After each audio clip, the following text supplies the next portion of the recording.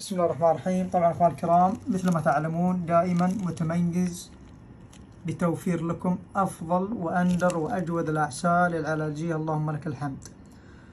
اتابع تفاصيل انتاج الاعسال مع النحالين اول باول وبادق التفاصيل علشان اضمن اوفر لكم افضل اعسال علاجيه وتعتبر نادرة على مستوى العالم. هذا عسل الصمغ العربي إنتاج عمان، يعتبر من أندر أعسال العالم. إخوان الكرام، وفرت لكم اللهم لك الحمد للمرة الثانية على التوالي. العام الماضي وفرته وكان عليه طلب جدا جدا عالي، وهالسنة اللهم لك الحمد مثل ما انتم شايفين أمامكم وفرت لكم بأعلى جودة. لاحظوا اللون ما شاء الله تبارك الله. أما طعم الصمغ العربي فيه ما شاء الله تبارك الله جدا قوي، ورائحته جدا زكية. ما شاء الله تبارك الله جودته جدا عالية على رغم قلة الإنتاج، لأن كثير من النحالين ما توفقوا بالإنتاج هالسنة بسبب الأجواء. لكن النحال اللي أتعامل معه اللهم لك الحمد أنتج هالعسل بجودة عالية، ولكن الكمية قليلة وأخذتها بالكامل. تستاهلون وعليكم بالصحة والعافية. طبعا إخوان الكرام، هذا يعتبر من أندر أعسال العالم ويباع بأسعار جدا غالية تصل إلى 50 دينار وأكثر. ينتج من أشجار الصمغ العربي المنتشرة في عمان في الجبال الوعرة مثل ما انتم شايفين أمامكم. وصلنا العسل إلى مملكة البحرين وأخذ منه عينة، ويتم تقديمها لمختبر جودة العسل بالرياض ويتم فحصها. ما شاء الله تبارك الله مثل ما انتم شايفين النتيجة أمامكم. سكروز فيه 1.3، يعني يعتبر مناسب جدا لمرضى السكري.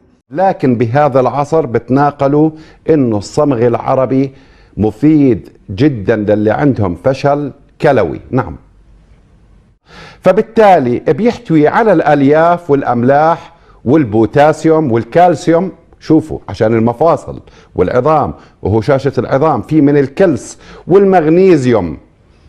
اذا استخدموه في طب الاعشاب وبالعلاجات التقليدية في العصور الماضية. الصمغ العربي بيسهل عملية الهضم وبيعالج مشاكل السكري بعون الله سبحانه وتعالى. إذن بيساعد على التخلص من مشاكل السكري.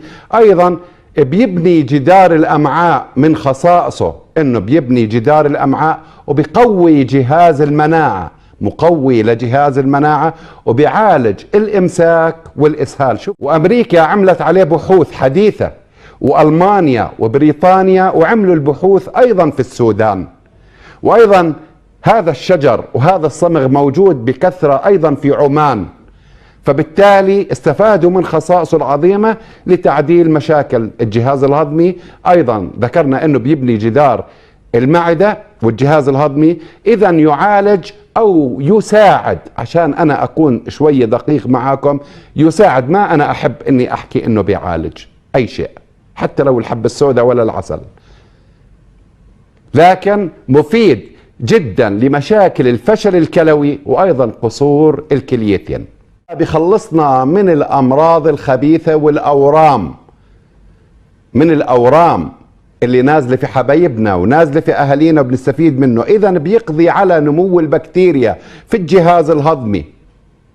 شوفوا هالخصائص العظيمة، مضاد حيوي رباني طبيعي، بيعالج داء الملوك وبحد من مشاكل داء الملوك اللي هو النقرس وانتفاخ العظام وانتفاخ بأصابع القدمين وحرارة ونار، فبالتالي بنستفيد منه بإذن الله سبحانه وتعالى. أيضا مفيد جدا للنساء والرجال اللي عندهم مشاكل السيلان المهبلي للنساء، وأيضا للرجال مفيد بعون الله سبحانه وتعالى اللي عندهم مشاكل ومشاكل جنسية وأمراض، فبالتالي بحد منها. هذه من خصائصه المعروفة عند العرب. فبالتالي إذا بيعالج مشاكل الصدر والرئة وخشونة الصدر والسعال، وبيخرج البلغم. مفيد جدا ضد ارتفاع حموضة البول، وأيضا للقولون العصبي ومشاكل القولون، ومفيد جدا لمرضى الضغط بعون الله سبحانه وتعالى.